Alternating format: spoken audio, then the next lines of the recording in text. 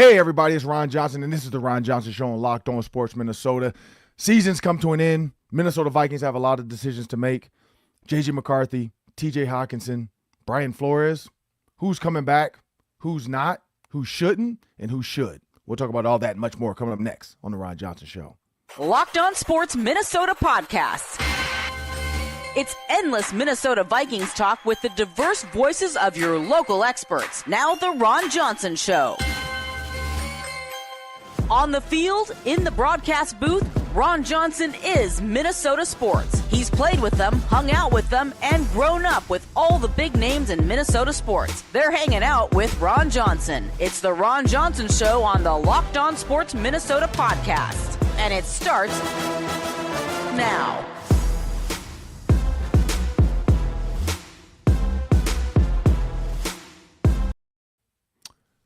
Hey, everybody, it's snowy Tuesday in Minnesota. I don't know where you're listening from, but I hope your weather is better than ours. A little rain, a little freezing, and that says a lot about the Minnesota Vikings season, right? Just ended in freezing, snowy temperatures. Not bad, but not great. That's what this weather is. It's not bad, but it's not great. And as we jump into, we close out the season for the Minnesota Vikings, there's so much that is left to be desired, I guess. When you think about the way it ended, how it could have been if they just had done this. And we'll talk about all those situations coming up next. But I want everybody to know, if you want to be right in the middle of the action this season, visit FanDuel.com and place your NFL live bets all season long. FanDuel, the game moves fast, and so can you. Well, as we said, FanDuel.com, make sure you check out the app as well. There's a lot of playoff parlays. Those are usually the best. You have the best odds there. You have the best teams playing.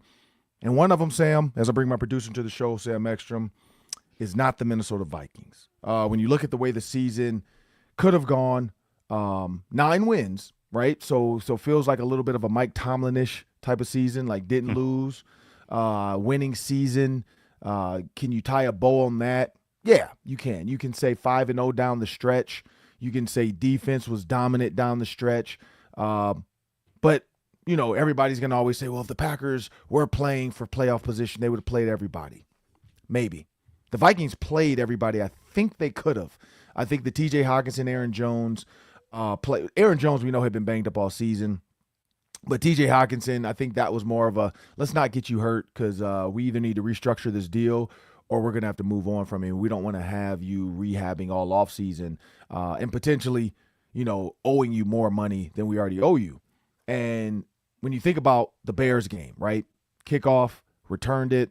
All of a sudden now Bears are in a position to win the game versus the Vikings being in hold on to win. If the Vikings win that game,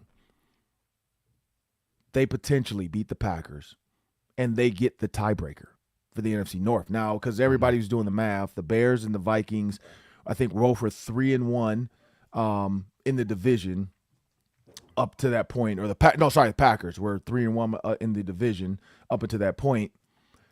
The Bears as well, all the tiebreakers went to the Minnesota Vikings. Like every time, they would have had a better record in their division at that point because they would have beaten the Bears and they would have beaten the Lions twice.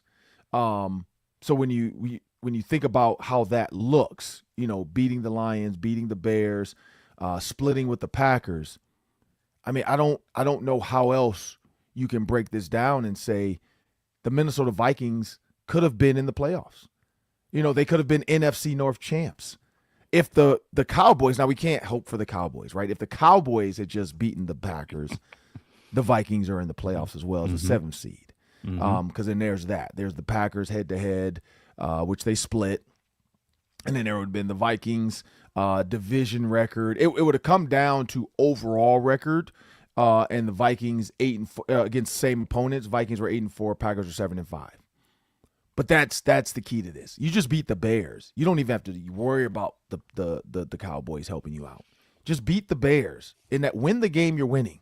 It wasn't like it was a blowout where you can go back and say, they never had a chance. They had a chance against the team that people assume will win the Super Bowl or have a chance to go to the Super Bowl. Like that's what's crazy about this. When you look at the NFC and you got the Eagles, you got the Bears, you got the 49ers. Like when you look at those teams up there, you got the Rams, of course, but I'm saying Eagles, Bears, 49ers, of those three, Sam, none of them seem unbeatable. Like all three of them, I feel like could beat it. I mean, like the 49ers, for instance. If the Bears just stop Purdy a couple times and don't get aggressive, like don't sit back and get a little bit more aggressive. Maybe force Brock Purdy to do something he doesn't want to do. Maybe he has to get the ball out of his hands a little quicker. They win that game. You know, if he notices DJ Moore wide open back across the field, they win that game. And so that's what's so disappointing about the Minnesota Vikings when you see them handle teams like that are considered world beaters. You see them play well against the Lions, and the Lions beat the Bears. I don't understand, like, is it coaching? Is it players? Is it dedication to the season? Is it injuries? I mean, there's a lot of things we could say. Is it the quarterback not being able to be great at pure progression reads? Like, I don't know what the answer is, Sam, but do you have an answer for this season? Because when you look at that, it was so close, yet 9-8, yeah, on, paper, when you put it up there on the board. I think this is the second time since, like, 1936. The second time. So I think 2023 and 2025, one division has had all four teams over 500. 2023, 2025, and then like 1936, Sam. That's crazy to think, like, how good, the NFC North is, because they truly are one of the best. You got 8-win teams in the playoffs right now. That's why I hate that as well. But we're not going to get into that. That's a totally different conversation. Mm-hmm. But when you look at that, Sam, the Minnesota Vikings didn't do enough to get in the playoffs. What are your thoughts on that? Yeah, in a short season, I'm always struck by how short a football season is relative to any other sport. You only get 17 cracks at it. And if you let go of the rope for just 4 games, it can end your season. And the Vikings were 4-4, Ron, right in the mix at the halfway point, right in the mix. You lose 4 in a row, and your season's over, right? And in that time, you had an injury to the quarterback. You had a really heartbreaking loss against Chicago. Just some weird stuff happened. You lost 4 in a row. You became unhinged. If you win just one of those games, it's a different story. If you win 2 of them, you're suddenly we're talking about an 11-win Vikings team, NFC North champion, right? Like there's just such a small margin for error that if you relax for a moment, and the Vikings had key injuries, at bad times, and that affected the quarterback play. And that's why their offense was bottom 5 in the league in a lot of categories. So you got to have a more respectable offense to be able to not lose control the way they did in the month of November. And that changed everything. You were 4-4. You ended with 5 in a row.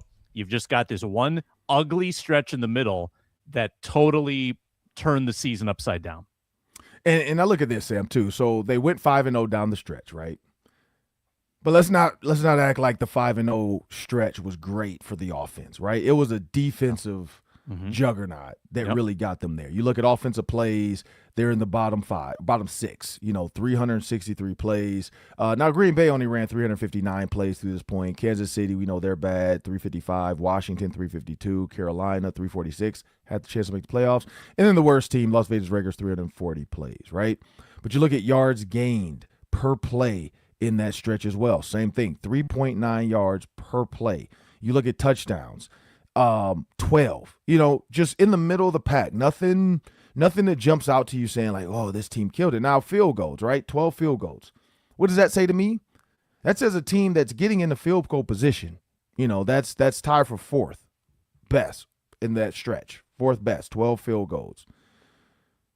That's a team that's not able to put the ball in the end zone. And I'm concerned about that. I say that because we looked at a lot of times where the Vikings either one, those field goals were not on the offense. It was the defense giving them the short field and the offense doing absolutely nothing with it besides, hey, let's just get down here, kick a field goal. First downs, Sam, when you talk about first downs gained in this as well, 95, a middle of the pack. Fumbles, I think that's where you kind of look at fumbles even down the stretch. Sam, it wasn't as bad as we thought it was. It was bad early on. They only had 2 fumbles in the last 5 games. Like that's what's crazy. It's like we know you guys can do it, but again, sacks, offensive line badly, 16 sacks allowed, which is bottom 10 of the league. That again, just absolutely bad. Like can't protect the quarterback, or is the quarterback holding on to the ball too long, Sam? So when you look at all of that offensively, you can't give it to the offense. You can't say you got it. You know who you can give it to? The number one defense in the last 5 games as far as yards allowed per play. 3.1 yards per play, which was Brian Flores. 363 plays he faced. Now that's even crazier, Sam. Now I don't know if you guys play the numbers or anything like that, but I think the offense ran 363 plays and the defense faced 363 plays. I don't know if that's ever happened, Sam, where the offense and the defense had the exact number of plays faced. But you look at turnovers, 2.8 turnovers, 2.8% of all the plays were turnovers, which is first in the league. 3 touchdowns allowed, Sam, which is first in the league by 3. Seattle allowed 6. They allowed 3. Again, playoff team. LA Chargers, 6. Playoff team. Like, it comes down to that. Field goals forced, 8. First downs allowed, 77. The only defense better than them in the last 5 games, Sam, was the Seattle Seahawks. And so you got to give these 5 wins to Brian Flores. Like, you can't say this was an offensive output that was ridiculous and Justin Jefferson killed it and Max Brosmer or J.J. McCarthy was the guy that we just knew he would be. No, we saw flashes here and there. We saw some great run plays here and there. We saw some great throws here and there. But it wasn't like watching Seattle or Chicago or San Francisco. Like, again, I go back to that San Francisco Bears game, Sam, the 49ers-Bears game. It was beautiful offensively. Defensively, there's defensive coordinators that are sitting back like, what? Like Matt Eberflus, he just got fired today. I know he was watching that game like, wait, y'all are mad at me because my offense can't put up 40 points a game? Like, I'm doing what I can do. But, Sam, in the last 5 games, Brian Flores showed the world how good he could be. Brian Flores showed the world. Now, again, we can go back to like who was taking this for real. I think every team took the Vikings for real up into the Packers. Like, I don't think anybody walked into those 5 games like, yeah, we're not playing this. It doesn't matter. This game doesn't matter to us. I don't think any team did that, especially the way the Lions played the Bears, because people can say whatever they want. The Lions did not, like you could say they had to travel on Christmas, whatever, fine. They did not come into that game lightly. The Minnesota Vikings dominated them. That was the big difference. Like, it was a domination on defense. He absolutely knows Jared Goff. He has him figured out. He always has gotten him to be a little bit gun shy. But the Packers, yeah, we can toss that up. I can take a quarter right now. I got a quarter, by the way. I can take a quarter right now and flip it. That's the probability of, did the Packers really take it seriously? Probably not. But I still don't think the way he played against the Lions, I don't think, and the way they played against some of these other teams down the stretch, I don't think the Packers, even with Jordan Love, would have gotten much more. Maybe a touchdown. Maybe it's 16-7. But the defense was the defense. The offense for the Vikings was what we were going to get. Like, again, we might have added T.J. Hawkins to the bit if it was meaningful. But other than that, and we haven't gotten much out of him all season, which is kind of crazy when you look at, when I talk about that, right? Getting into the red zone, defense turns over. I watched the way, and your guy, right? Colston Loveland. We talked about him out of Michigan. I said right away, this kid, I talked about him, just like I'm talking about those Oregon tight ends. I said Colston Loveland has a chance to be really good. I think that was the guy you wanted the Vikings to draft. Like, that was one of or you thought he would. I can't remember. I know you picked Colston Loveland for something, though. Yeah, I liked Colston. And when you look at the way him and Cole Kmet have played together, that's what the Vikings are missing. They're missing a middle-of-the-field, big target that's going to take hits in the red zone and come down with the ball. Now, was the ball getting there? Was the ball thrown on time? Was the ball thrown right? Did the ball have a 1-speed or 2-speed to it? Was it a changeup or a fastball? Like, we know all that matters as well, but I still feel like the separation wasn't there. Drop balls was there. So when you look at the Minnesota Vikings and you look at the way they play, right, you got to give it to the defense. And when you think about that, Sam, we're talking about players coming back, and we'll dive into it a little bit in the next segment as well. But when you talk about players coming back, it kind of feels like you have to bring a lot of the defense back. I mean, I know you need to go find another corner, but I like Isaiah Rodgers. I think Isaiah Rodgers did just enough to deserve to be around here. Like him and Byron Murphy work well together. They're for sure going to have to go get a safety. I like Keontae Scott. I definitely like Caleb Downs. He won't be there, though, but I like Keontae Scott out of Miami. I think he should be there. I think also you could probably trade your first-round pick if you don't have any other thing you want and maybe go a late first round to get Scott or a center potentially. I don't know with those veteran guards. You'll have Donovan Jackson a year too, Will Fries. I don't know if you need per se. Like you could get like a John Michael Schmidt. John Michael Schmidt for the Giants, just fine with the Gophers. Did just fine. I think you can go find you a guy like that you can plug in. Because again, the center's not renumbering the mic. That comes down to the quarterback and the guards. So I could see Will Fries taking over that role of renumbering because we know that the Eagles do that. If you notice, the Eagles guard stands up. He's the guy communicating to Jalen Hurts to make sure, are you ready to go? Are you ready to go? When he gets down, then the center knows to snap the ball. And it's a beautiful, like it's cheating almost because the guard never stops moving, but it works. I could see Will Fries taking on that role for Kevin O'Connell, where he's like, look, I'll renumber, I'll carry the silent count, I'll carry the are you ready to go yet before you check into something else. Let the center just snap the ball. Don't give him all that responsibility. Offensively though, Sam, other than the defense, offensively, I feel like there's got to be some other decisions made that are bigger than that at big positions, tight end, running back. Like, am I imagining that, and for sure quarterback? Well, so the contract situation is different than reality, right? Like if you look at the contracts, everybody's under contract. Ryan Kelly's under contract. Aaron Jones, T.J. Hawkinson, like everyone is technically due to come back. Correct. But as you've said, there are some interesting decisions at play here. Aaron Jones, injury-prone season, not as effective as you'd like. Can you save money by cutting ties there? Right. You seem out on T.J. Hawkinson. Or a restructure, but yeah, definitely a restructure would be helpful. I think they could do that with him. I for one, am not sure where you would stand at tight end if you didn't have him. So I'm concerned about how you're going to replace that. That him as a blocker, him as a threat over the middle. I just need to see the plan. So there are some interesting pieces there that will need to be sorted through.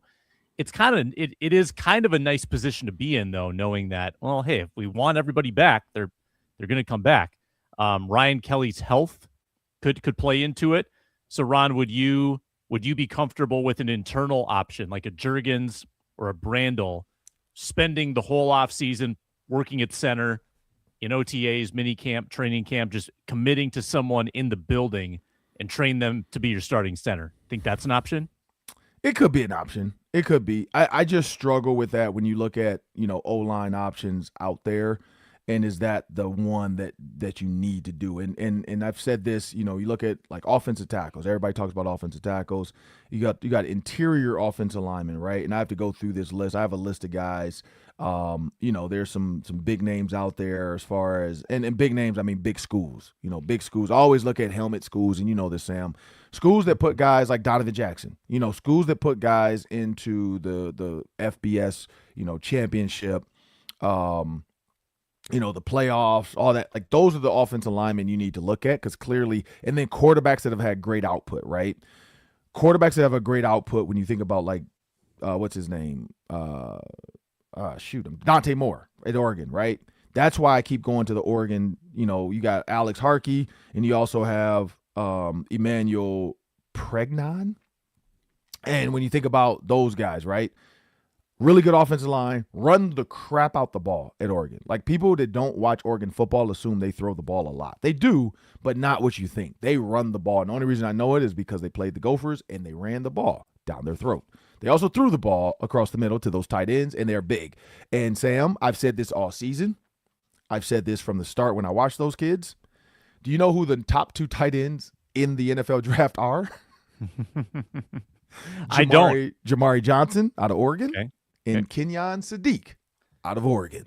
They are Wait, is this Iowa West or what's going on here? They are the Iowa top who has the 2 as of now again, I'm using one publication, so it can change. Things can change after the combine, things can change after the playoffs, all this stuff.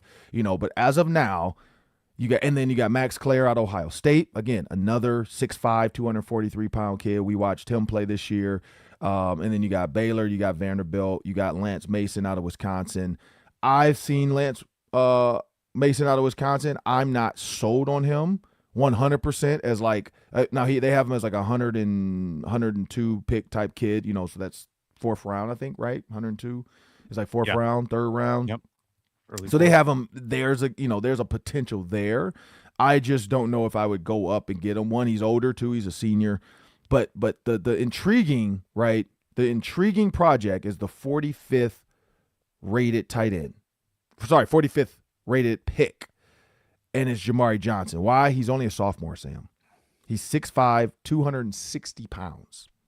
And if you watch him run, he runs like a bigger, like the kid from Pittsburgh, right? That played at Georgia, Washington. The really big, Darnell Washington, the really big kid. He kind of plays like that, but he's not that big. Like Darnell Washington's like 300 pounds. Like he's not that big, but he looks big. He's 6'5", 2. Then you got Kenyon Sadiq, which is 6'3", 245, 250. He's more like can motion, play fullback, run the ball a little bit, but he's going to be your spread out wide run routes. Jamari Johnson, which is better for the Vikings, is a later pick. Kenyon Sadiq is going to be the talk of the town. He's a first-round pick, right now. He's 23rd overall rated player. You don't need to go do that. But Jamari Johnson in the second or third round could be intriguing for the Minnesota Vikings if you feel like you can get him and you don't have TJ Hockenson willing to do it. Now, what you could do, too, is restructure TJ Hockenson for one more year so that you can cut him next year and owe him nothing, and then have this Jamari Johnson pick, 6'5", 260 pounds, that can sit, watch, play as a second, third tight end with him and Josh Oliver, and then you slowly, kind of like Colston Loveland, right? You slowly start to work them in there and say, hey, are you better than Cole Kmet? You look like you are right now. I like that pick. One, younger, more athletic, faster. And I just feel like TJ Hawkins in the injury, it hasn't, I don't think it's fully ever going to heal. It's never going to get back to where it was. Like when you have that bad of a break, it's never going to get back to where it was. But, in the next segment, we'll talk a little bit more about the offseason because the Minnesota Vikings, there's a lot of stuff they can do. And like I said, I've been looking at the draft picks. I've been talking about these tight ends from the start. I just don't know if they're going to want to draft a tight end with, like you said, these guys under contract. But it has to be a restructure of TJ Hockenson in order to kind of get that figured out. What do you do? How do you do it? What's next? And then from there, you kind of figure out the next steps. But we'll do that after a short word from our sponsors. We are brought to you today by FanDuel. Fridays already feel different during basketball season. FanDuel's making them even better. Every Friday night before the games tip off, FanDuel gives fans a new way to kick off the weekend with NBA Happy Hour. It's your official pregame. A limited time window, special offers dropping right inside the FanDuel app before the games start. Sitting down with a margarita, fire up the FanDuel app, excited for the game that night. 5 to 6:30 Central becomes appointment viewing with NBA Happy Hour. They're dropping boosts. They're dropping bonuses. They're dropping surprises, ways to cash in more on the NBA. So make this a priority for your Friday. Start the weekend right. Add a little extra energy to your Friday festivities. Check the FanDuel app. See what's dropping during NBA Happy Hour, 5 to 6:30 Central. Get a little basketball, get a little action on it, and a whole lot of Friday energy. It's NBA Happy Hour only at FanDuel, the official sportsbook partner of the NBA. Well, Sam, as we look at the Vikings offseason, right? Season's over, 9-8, not going to the playoffs. Should be in the playoffs, 9 wins. That 8 losses, if they could have tied, I don't even know if they had an opportunity to tie somebody. Like I haven't really gone back and looked at who they could have tied, which really would have made it even better because then their 9-7-1 would have been better than the Packers 9-7-1. And maybe even better depending on who they tie. Like if they tied a division opponent, because the only loss to the division opponent was the Bears, right? And the Packers, those are the two. Yes, 4-2 in the division. Yeah, they split with the Packers.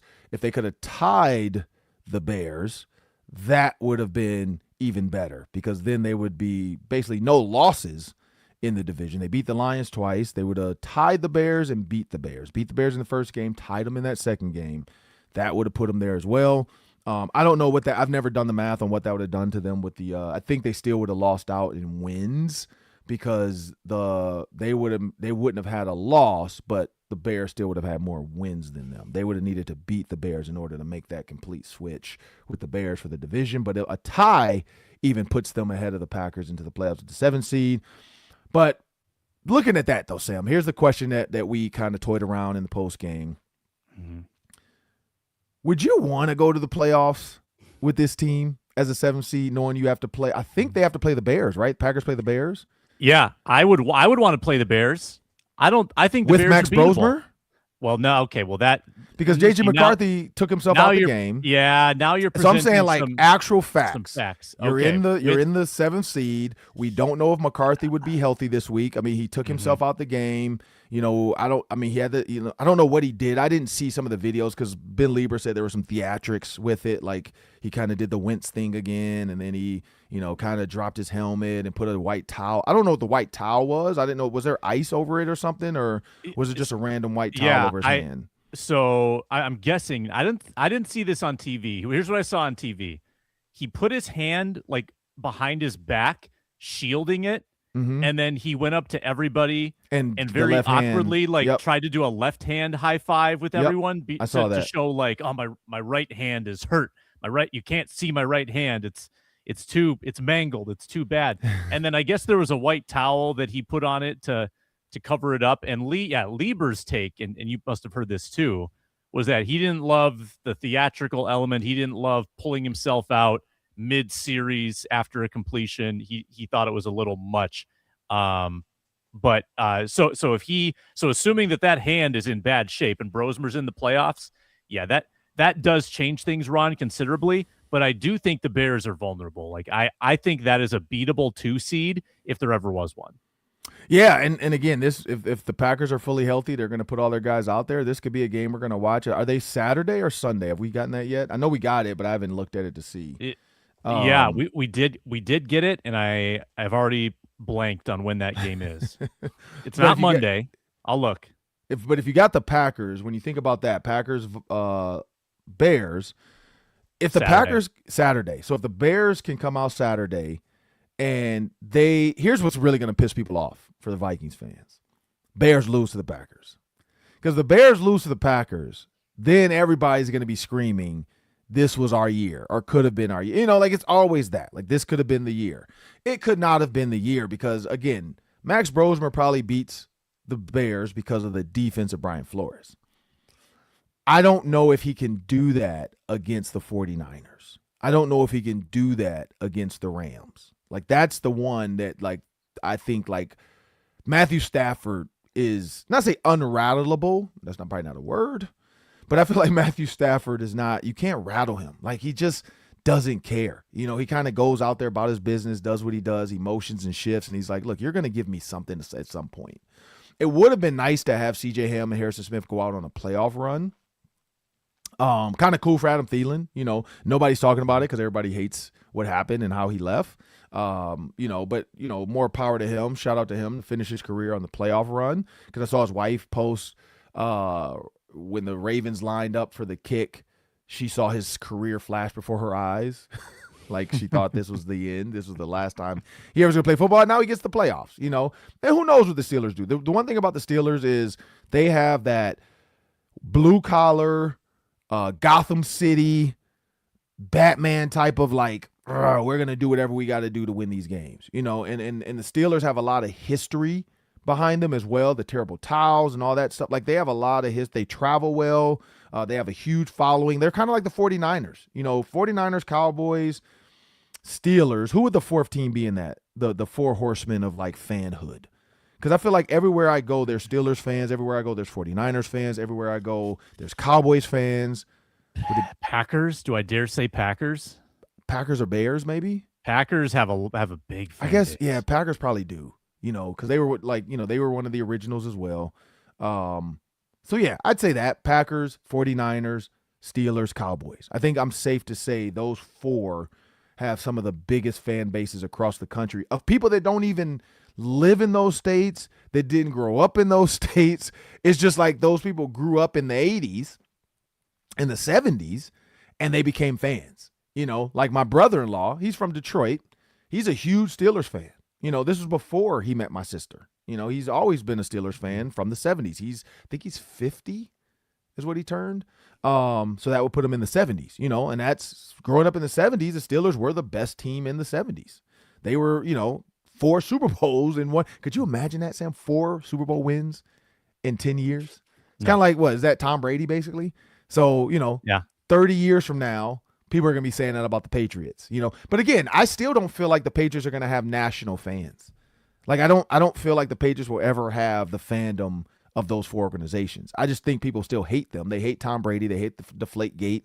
You know, there was no drama around those other teams we named. You know, there was no cheating, you know, around those teams. There was no weird coaching stuff that happened. Like Bill Belichick, like every one of those coaches, Chuck Noll, beloved. You know, Tom Landry, beloved. Lombardi, beloved. What was the other one for the 49ers? Bill Walsh? Bill Walsh, beloved. You know, nobody loves Bill Belichick. No, especially not now. Right. Nobody loves Bill Belichick. So I don't think the Patriots will ever get that. Same with the owners, like the ownership of those teams as well. Like people love the Rooneys. You know, people love the 49ers owners. You know, like they don't really love Kraft. You know, it's just, and again, as much as people hate Jerry Jones, I think people still love the Cowboys. Like Jerry Jones is hated now because he talks too much and social media is out there. I don't think I even knew who Jerry Jones was way back in the day. You know, like even when I was getting drafted, honestly, I don't think I knew who the owner was of the Cowboys. Like it wasn't like a big thing yet, you know, in the early 2000s. There was no social media. There was no word that he had been doing all the stuff he did. But when you look at the Minnesota Vikings, looking at their offseason, right? Their ownership with the Wilfs, speaking of owners, speaking of like fandom, the Vikings have a decent fandom from the Purple People Eater days, right? They still have a lot of people that love them. A lot of people. But Sam, do you feel like, so 9-8, how many 9-8 seasons are fans going to deal with when you talk about you went all in on J.J. McCarthy? Like you had Sam Darnold, you could have offered him more. You could have offered him maybe, hey, we can't guarantee you 3 years, but we'll give you a year plus every year. Here's what you'll make if you earn this spot. You went all in on J.J. McCarthy. We know Daniel Jones didn't want to be fighting for a backup spot. Daniel Jones actually didn't work out for the Colts now that you look at it this way, right? So hindsight 2020, we can be okay with Daniel Jones walking away. Like he got hurt. Sam Darnold always seemed like he was healthy. Always seems like he's a strong guy. He reminds me of like a off-brand Matthew Stafford, like always arriving, always ready to play, durable, doesn't put his body in harm's way. Like J.J. McCarthy, again, I'm not even talking about that, but just the dumbness. Like, why would you run into a guy full speed going out of bounds? Like, you're the quarterback. Get out of bounds. You're not going to run him over. And if you do, who cares? You're going out of bounds. Like, and then you jarred at him and you basically took your team out of field, or like put your team out of first, you know, an opportunity to score a touchdown. Like the opportunity they had to actually score a touchdown there was taken away by the quarterback. Just dumb stuff. But when you look at that, that's youthfulness, that's young, you know, that's trying to have this, you know, whatever that is, you know, 9, you know, I'm here, I'm that guy, I'm a chirp to you. Yeah, here's a flag for you. Get out of here. Like, you didn't do anything. You didn't even get a first down on that play. Like, you ran out of bounds. It was like 2nd and 1, 2nd and 2. Like, you didn't do anything. So that's why I don't understand that. But when you look at a team that went all in on J.J. McCarthy, didn't really do what they thought they were going to do with him, how many 9-8 seasons are fans going to put up with? Yeah. And not fans, owners, you know, like the owners. Right. So this 9-8 felt really hollow because you were eliminated for basically the entire final 5 games, right? You were winning a meaningless 5 games. Like there's a path where you're going to 9-8 and you're playing for something every step of the way. Like if you're winning meaningful games consistently and you're in the playoff hunt and it comes down to the final week, that does feel different, right? Like that does feel like a different 9-8. But I think if you go 9-8 and your offense is 15th next year, like a considerable step forward, that's a different 9-8 than this 9-8. This was about as kind of hollow a feeling 9-8 as you can have. Two straight years of this would not be tolerated. If there are meaningful offensive strides, if the trajectory looks right for McCarthy next year, assuming he's the quarterback, I think that's something that ownership could get behind if they say, well, we're starting to see the consistency. We're seeing the maturity start to show up for J.J. McCarthy. And he played all 17 games. That's a different story. So there's a lot of different ways to skin a cat. This 9-8 felt horrible. You had injury problems. You had consistency problems. You had maturity problems. So next year, Ron, like what's the resolution? It's to stay healthy. It's to demonstrate more level-headed leadership and improve the decision-making. I think what his baseline here in December, do you agree that we can work with that? Like the last 4 glimpses we got of McCarthy, Packers game, Giants game, Cowboys game, Commanders game. We can work with that, don't you think? Yeah, so again, the wins, we talked about that, right? The wins, the great performances, and I'm not even saying just those games. Like you could find plays here and there, right? So that last throw to the sideline, to the tight end, right? He zinged it off 1 foot, right? He kind of did the Mahomes-esque Caleb Williams, one-legged, just here's a sidearm fastball. I got that in my bag, right? Yeah, you do. Hand strength looked fine, arm strength looked fine. The Jalen Naylor across his body slant, because he's watching Justin Jefferson to see what was going to happen there. And again, if he pumped to Naylor, he had Justin Jefferson wide open because Justin Jefferson rolled out and the DB was not looking at him anymore. And I'm pretty sure that was the play call. Like, I'm pretty sure he should have just waited for a half second. He didn't trust that he had protection. But when you look at that, right, and I don't know why he didn't know that because the Packers don't do anything without Micah Parsons. Like they don't really get after the quarterback without Parsons. Rare. It was far and few in between with them. But when you look at those throws, right, the slant to Naylor, right on the money. But then you look at the ones, and I got to play devil's advocate here, though, Sam. Then you look at the slant and go by, I think it was Addison, right, wide open. DB falls to the ground. He throws a fastball to the corner of the end zone. When do you ever throw a fastball on a fade route? Ever. Never in history unless it's a sideline, cover 2, outside release, safety's coming, and I got to drive it in there so you can catch it in your chest, and you're going to get hit, but just not hit like they used to hit us in 2000s. In the 2000s, Sam, you could take somebody's head off, and they cheered you on. I played against, like, Roy Williams. He could take people's head off and was celebrated. Brian Dawkins, scariest safety ever. Like, we went to play the Eagles. It was scary. Like, not going to lie. Like, not like, oh, I'm scared to be out here. Just like, man, you got to be careful. Do not throw this ball here. I remember getting the wind knocked out of me because I was mic'd up for a game. I couldn't talk. I got to find that VHS somewhere, though. It's on VHS, by the way. But, yeah, I was mic'd up, and I got hit, and I could not breathe. They hit me so hard coming across the middle. But that was part of the game. Like, you were allowed to get decapitated. There was no defenseless receivers. You're going to catch the ball, I can separate you from ball with a big hit. So when you look at some of those throws from J.J. McCarthy, that concerns me. But, yeah, you can work with the other stuff. I just wonder, though, Sam, down the stretch, the simplifying of the offense, right? Is that the long-term answer? Or is it now this is the first offseason, J.J. McCarthy, and first season, he's been upright. And only how many games did he get in? 9 games? 10 games? 10, and 2 of them he had to leave early. So 10 games upright. The other ones he was semi-upright. I mean, it was concussion, hand, ankle. I guess the ankle, you can't really say he was upright too much because he wasn't doing much, but he at least was walking around. We jumped around for sure. We saw that play. Because even stuff like that, Sam, like if you can jump quickly over Justin Jefferson and land and not limp, pretty sure you could have played in that game. Just me, though. That's just me. So I just wonder even that. Like, clearly he wasn't ready to go. Like, having to simplify the offense after Carson. I truly believe if Carson Wentz never got hurt, this is Carson Wentz's season. Like, Carson Wentz would have played the entire season. They could say whatever they want about, like, we got to make sure he's 100% ready to go. He was ready to go. You just wanted to make sure he was like, you tried and tried and tried and tried, and he couldn't fix it. So you said, okay, let's simplify the offense now. Like, they were very loud about all the things with him, right? We got to fix this. We got to fix that. Like, we got to change the offense and simplify. I've never seen a staff and a group of players say that about their quarterback, that we are simplifying the offense, that he has to fix stuff. Like, privately, fine. Publicly, just say, like, hey, we're working with him. Done. Yeah. If they hadn't told us, would you have noticed? Would you have said, oh, it seems way simpler? Like, they really dumbed it down. I don't know if we would have said that. We would have just said, oh, he's executing better. Yeah. I never would have noticed that. That's what I'm saying. Like, sometimes everybody doesn't need to know everything. But that's the error, like this thing right here, right? That's the error we live in, that everybody wants to tell us everything.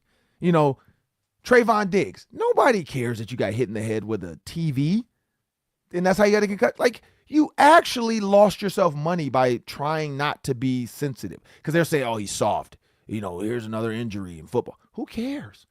Who cares? A concussion in football, who cares? But the fact that you then tell Diana Rossini or whoever, Kay Adams, I don't know who he told, or Josina Anderson, I can't remember who put the video out, but the fact that he told them, and then they, hey, can I post this? Sure. They post it. What happens next? You're cut. You dummy. Like, you don't need to tell everybody everything. I got a concussion. That's it. I'm going to my grave with it. I got hit in the head with a TV if I'm a football player. I'm not coming to practice like, yeah, man, I got hit in the head with a TV, man. I can't practice today. Unless the organization wants to tell everybody that, because you probably do need to disclose it to the trainers. But I don't think I would. I would literally just go to practice and all of a sudden just kind of hit somebody and be like, whoa, yeah, that's not right. You know, and then just move on. I got a concussion. I'm concussed. Because not to say that's the new age thing to do, because there's protocols to get people out of the concussion protocol, but low back, right? Low back was the thing that got a lot of people out of practice, because you can't really say anything. You don't know what's wrong with somebody's low back. Oldest trick in the book. TJ Hawkinson had a low back, and then all of a sudden, here's $80 million. Oh, my back's fine.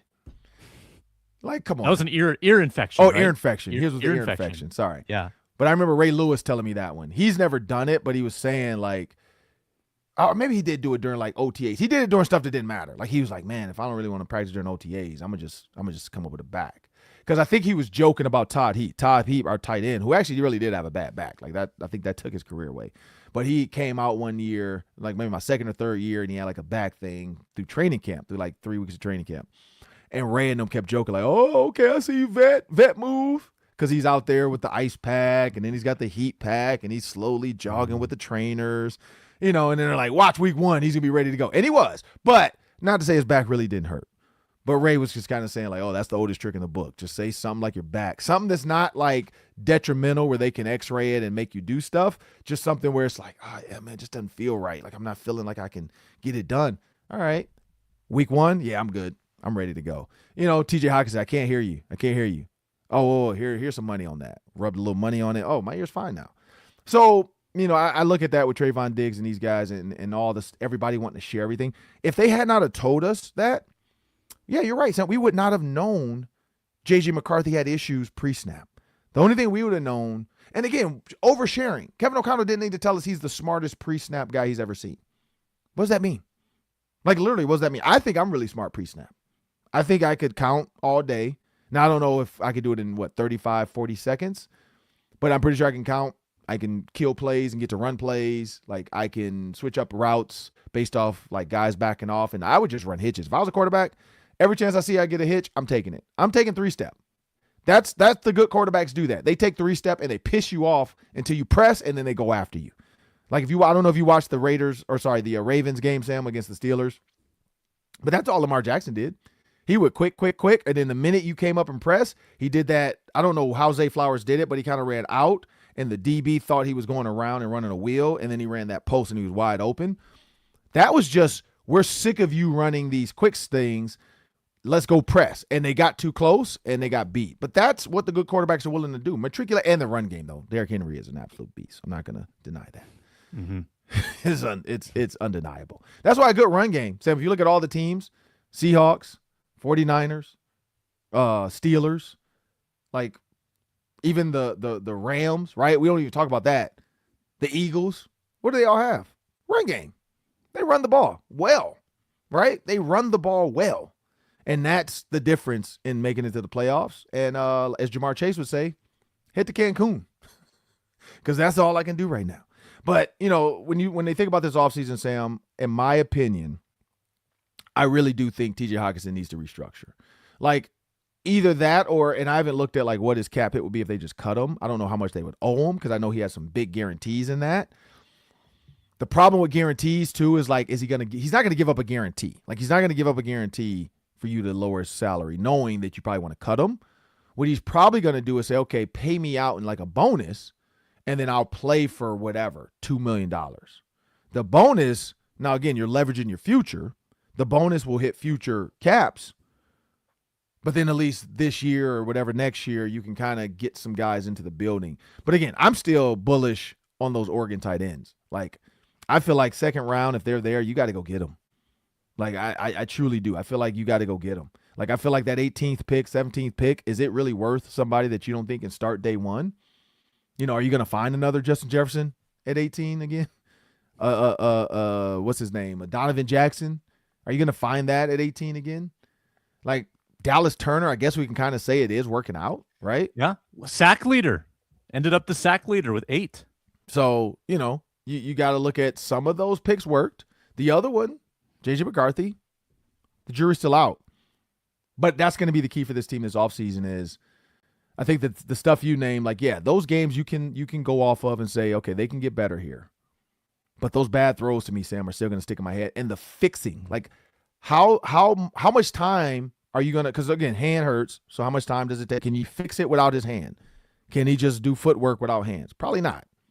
So how long are we going to be sitting on this hand thing? Is it 2 months? Is it 3 months? Now we're talking right.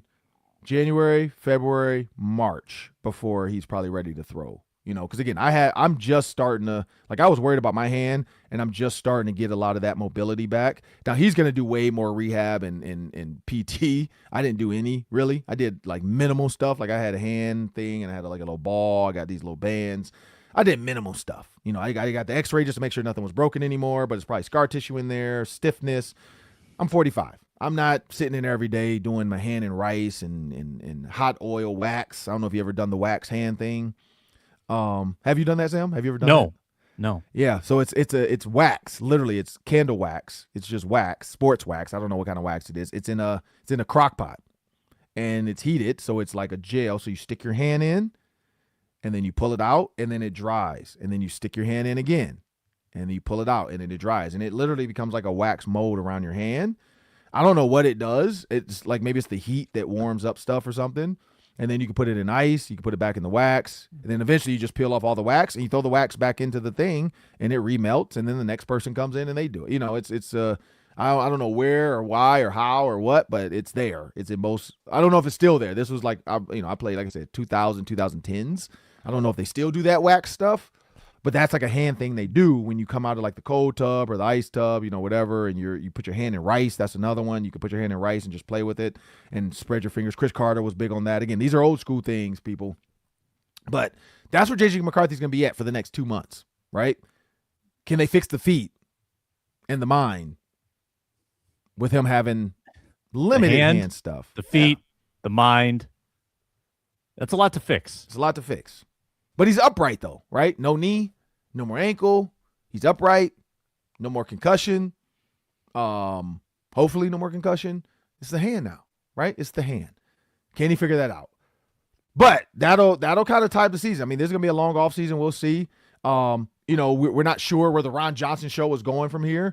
I know I'll try to make appearances every once in a while. Got to work that out with the network. But, when you think about the last Daily 3 we're going to do, this is, the Daily 3, and you think about where the Minnesota Vikings finished, 9-8. I mean, they didn't have a losing season. They had the same amount of wins as playoff teams in their division. They just didn't get it done. But I'm Ron Johnson. That's Sam Ekstrom. Coming up next, we got the Daily 3, and we'll do that after a short pause.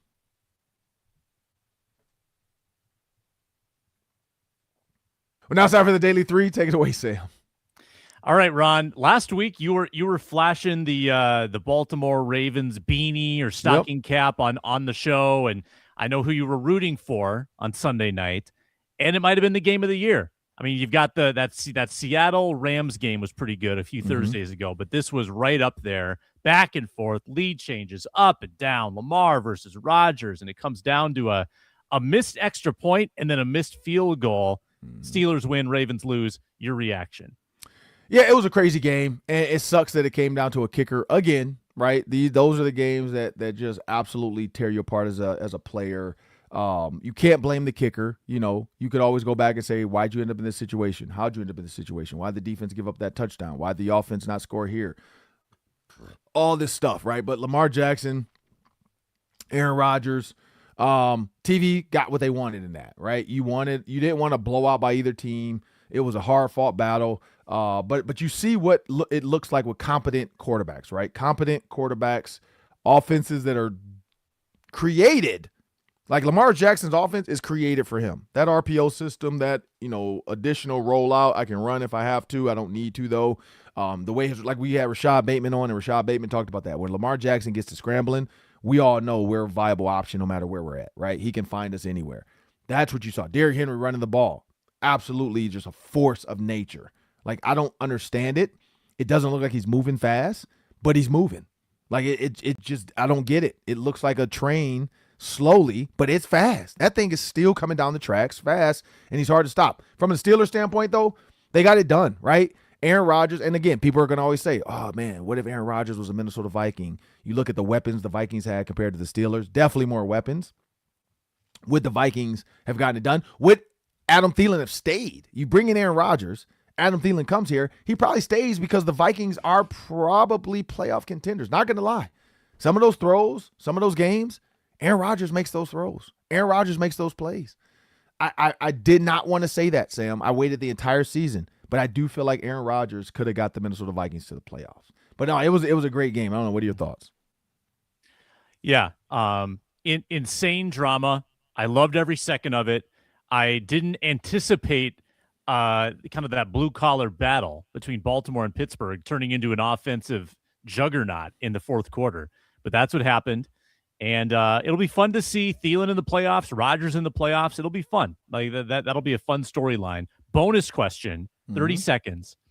Which possibly disgruntled AFC North quarterback would you rather trade the farm for, Burrow or Jackson? Boo. With this offense, Burrow. I'd say Burrow with this offense. Lamar Jackson doesn't fit what Kevin O'Connell wants to do. I don't think he has an RPO system set up here. I tend to think you're right about that. All right, next up, we've got 6 coaching vacancies right now, Ron. I think we had a bunch of coaches fired yesterday. Stefanski, Carroll, Gannon, could rattle them all off for you. But from what you know now, what is the most desirable opening in the league? So when you look at the team, right, you kind of have to look at the team and you look at it and see, so you got the Falcons, Giants, Titans, Raiders, Browns, and are you counting the Dolphins in that? Is that official or no? No, I think did you say Titans? I said Titans. I thought there were 6. Titans, Raiders, Giants, Browns, Falcons. We're missing one. Cardinals? One more. Oh, Cardinals. Yep. Gannon got fired too. That was recent. Yep. So when you look at those, because Dolphins would be 7. That's a lot of vacancies, by the way. No official word on the Dolphins. There's some fake messages out there. But when you look at those, shoot, I don't know if any of them are. I mean, honestly, I'm going to say probably from a organizational standpoint, I'm going to probably say Giants, Titans, because they have their young quarterback. Jackson Dart seems like the answer for the Giants. They have Scatterbo, and you got Titans. Cam Ward is definitely the answer there. They just got to use these draft picks and try to get some people in the building that can help them. I don't know if the Raiders, Falcons, they don't know what they're doing with their quarterback. Browns, I don't know if they have a true answer, but I think Shador needs a coach that believes in him because clearly I think he's the answer there. But that's a lot of dirty, muddy water. And Raiders are just the Raiders. I just don't know what they're cursed. It feels like they're cursed. But yeah, I'd say Giants, Titans, Cardinals. And again, Cardinals, I don't know if they know what they're going to do quarterback-wise. Like, Kyler Murray is their guy, but I don't know if he's the answer for that team. Right. But yeah, Giants, Titans. You left out Atlanta, which they had the best season of any of those teams. They went 8-9, and I guess it depends how you feel about Penix, but they've got. I don't think they have their quarterback. He's hurt. Like, is he going to come back? It's degenerative, so meaning it's bad. This is his fifth knee injury now in his career. So, yeah. And they said they knew he had some issues, but they didn't think it was going to catch up to him like this. So a lot of people are upset with that. Like, you knew he had knee issues, and you still picked him in the first round, and you had Kirk Cousins. So, yeah, I don't know. That's a weird situation there. Yeah. Do they go into next season with Kirk? Is the QB1? Possibly. It's not out of the question. All right. I'm going to give you the FanDuel odds for the Super Bowl favorites. I want a Super Bowl pick from you before the show ends. Seattle is favored. Sam Darnold is favored to win the Super Bowl, Ron, at plus 390. Rams are next, plus 440. Then the Broncos, then the Eagles, then the Patriots, and then the Bills. Those are your top six. Who are you going with to win the big game? Yeah, so I've been looking at this yesterday. So I had the Broncos. I don't know if I believe in them in the AFC, and Seahawks, I do believe in them. So if I'm picking, honestly, like, I do feel like the Eagles have the pedigree to get it done. And what people don't understand is just because the 49ers are a 6 seed, I don't think they play like a 6 seed. Like, that's why I don't like how this goes. But Eagles 49ers, I think the winner of that game is going to make some real noise in the playoffs. Like, between the Eagles and 49ers, the winner of that game is going to push the Seahawks. Like, they are going to make that a game. But Seahawks offensively, defensively all season have kind of gotten it done. Again, when you look at the AFC as a whole, like the Broncos being the front runner, I don't believe in the Patriots. I don't believe in the Jags, Steelers, Texans, Bills. Like, the Bills honestly feel like this is their year, even though they're a 6 seed as well. But again, they're kind of like the 49ers. They're a 6 seed that is only down there because of their division, and so that's what you got to look at is your division push you down to 6, not your record, because they're, but again, you got a 10-win Steelers at 4. But I got to go with the Seahawks. I do. I'm going to go with the Seahawks. Am I missing something with the Patriots? Because they're again the 5th favorite. They're 14-3. Yeah, that seems low to me for their quarterback. For the season they had. I guess if your May is just unproven, he's correct. A first-time playoff quarterback. But like their point differential was plus 170 this year. They obliterated the league. They were incredible. I'm just surprised that as a 2 seed as well. I'm surprised that they're as low down the list of odds as they are. I would have put them up with the Rams at like a plus 400. The Rams, they have to go on the road in the first round. I trust May more than I trust Bo Nix, and the Broncos are ahead of the Patriots. So the thing about the Patriots, though, Sam, is you have to look at who they played. They're playing the Jets and you're playing the Dolphins. So, you get multiple Jets games, you get multiple Dolphins games. I think that's where people are like, wait a minute, like, and then they played the Bengals, they played the Bucks. It just doesn't feel like they played the Giants, they played the Raiders. Like, it just doesn't seem like a season where it's like, oh, they dominated the competition. They lost to the Steelers. They played the Panthers. They just didn't have a lot of games, and they played the Browns. Like, the teams they played. I forgot they lost to the Raiders in the first week. That's so crazy. So they could have been 15-2, but they lost to the Raiders, but they also played the Titans. This was the year because of how they finished last year that they got some of the worst teams in the league, and it worked out for them to go 14-3, and I think that's why people were hoping the Vikings didn't finish 3rd because they wanted them to have the 4th. But like the Lions, when you look at the Lions, I don't know if you've seen their potential schedule now, they have a chance to win 14 games next year because they got the 4th place teams. And so when you look at the teams they're going to play, they have a chance to, do it again. Get right back up there to 14 wins because they have an easier path. So, fans are going to always want that. Coaches are not going to play that way. Kevin O'Connell's not going to go 8-9 just to get a 4th place schedule next year. I don't know why he shouldn't, though. But he's not going to do that. He wasn't going to do that. He played everybody. He did, even starting J.J. McCarthy showed the organization, hey, we're trying to win this game. We want to win this game. We want to see, and also we want to see what our quarterback has, but we want to win this game. But yeah, I'm going with the Seahawks. Yeah, the Patriots played nobody important in my opinion. And when they did, they ran like the Falcons. They only won by 1. Like it wasn't like the Bucks. They won by 3. So you look at some of the teams that gave them a run. They only beat the Saints by 5 or 6. So that's what's troubling. It's like, who'd you play? Like the Bills beat them already 35-31. So I think that's part of it too. So yeah. But they got the Chargers. Yeah. I know the Chargers are excited because I don't know if you saw the Sean Marion video back when Phillip Rivers played and how the Patriots celebrated and turned the lights off in the stadium. And they were saying that was disrespectful, which I'm like, that's so funny that you guys think that's disrespectful compared to what people do now. But that was disrespectful because they did his celebration at midfield. Vince Wilfork. I'm like, go tell Vince Wilfork stop it. You go tell that big behemoth stop celebrating. Good luck. Nobody said anything to Phillip Rivers. Picked a fight with the corner. He went over and said, "You're the sorriest corner in the league." He didn't go to Vince Wilfork. Vince Wilfork was over there doing it too. He had nothing to say to him. He picked on the guy he knew he could pick on. You can't pick on Vince Wilfork. So Phillip Rivers picked his battle wisely that day. I think that was like 2006 or 7. I can't remember what that. I just saw the video though pop up of like, this is why Sean Marion's going to the game. Because he can't wait to see the Patriots lose, of how they disrespected the Chargers in their own building and something. It was like a late kick. Chargers had a chance to win the game. They missed the kick. Patriots like charged the field. It made no sense. I didn't really understand the video, but I guess there's a hatred between them that nobody knew about. So this popped up today on Twitter or the X machine, whatever you want to call it. But I want to thank everybody for joining us this season. I'm Ron Johnson. That's Sam Ekstrom over the past couple of years. It's been great.